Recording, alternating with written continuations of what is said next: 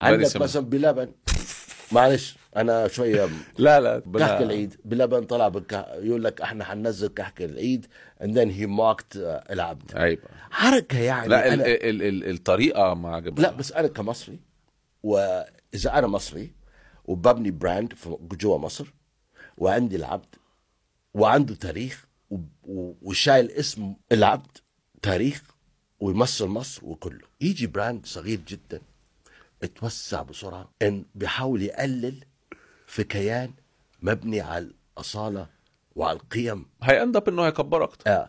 ويفتكر انه هيبقى اكبر منه.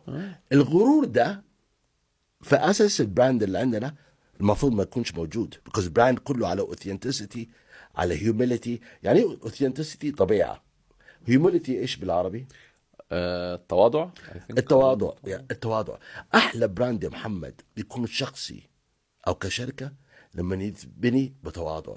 خد مثلا وول مارت في امريكا، رهيب. سام وول مارت جميل، اتبنى بتواضع. ورالف لورن، راف لورن اتبنى بتواضع. خد اي براند اللي لحد اليوم عايش، كل البراند اللي عايشه اكثر من 100 سنه مولوده بايش؟ بتواضع.